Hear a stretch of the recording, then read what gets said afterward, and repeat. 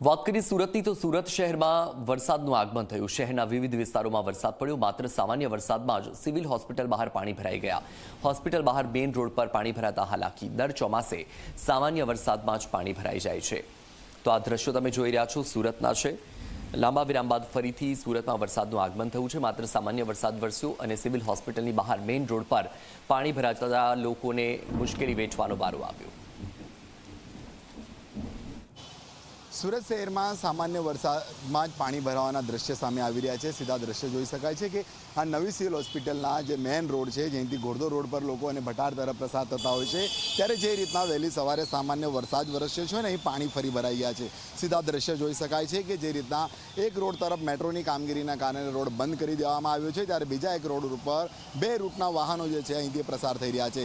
परंतु सामान्य वरसादमां जे रीतना रोड पर पाणी भराई जता वाहन चालकोने भारे हालाकी पड़ी रही है। महत्वनी बात है कि छेल्ला केटलाक समयथी लोकोने आ रीतना हालाकीनो सामनो करवो पड़तो होय छे। परंतु जेम जेम वरसाद वरसतो होय छे ने तेम तेम फरी आ रीतना वरसादी पाणी भरावाना दृश्य सामे आवता होय छे त्यारे महानगरपालिका कायमी उकेल नहीं लावती होय छे। महत्वनी बात है कि आज रविवारनो दिवस छे एटले एटला वधु प्रमाणमां ट्राफिक जाम तो नहीं देखाई रही है। परंतु सामान्य दिवसोमां जे रीतना आ रीतना वरसादी पाणी भराई जाय छे त्यारे वरसादी पाणी भरावाना कारणे અહીં भारे ट्राफिक जामना पण जे छे दृश्य सर्जाता होय छे। हाल तो जे रीतना जे छे वहेली सवारमां जे रीतना सुरतना विविध विस्तारमां वरसाद वरस्यो छे ने वरसादने लईने हवामान विभागे जे रीतना आगाही करी हती आगाहीने पगले हाल तो शहेरमां हळवो पवननी साथे जे रीतना शहेરના विविध विस्तारमां वरसाद वरस्यो छे। परंतु आ वरसादना लीधे आ रीतना वरसादी पाणी भरावाना दृश्य पण सामे આવ્યા છે। सीधा જોઈ શકાય છે કે લોકો વાહન ચાલકો પોતાનું વાહન સાચવીને ચલાવી રહ્યા છે। કहीं જે રીતના વરસાદી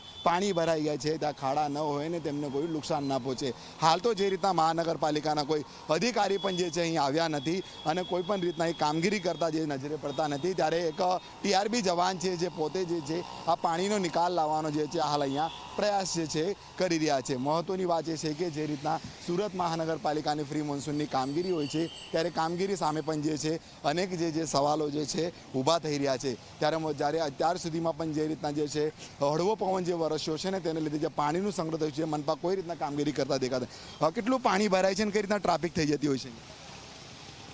ટ્રાફિક વરસાદના લીધે પાણી ભરાઈ જવા હોવાથી ટ્રાફિક જામ થઈ જાય છે। 2 કલાક જેવું પાણી ભરાઈ જાય તો 2 કલાક જેવું ટ્રાફિક થાય છે અહીંયા। હાલ કઈ રીતના સ્થિતિ લોકો કઈ રીતના વાહન ચાલકો જઈ રહ્યા છે?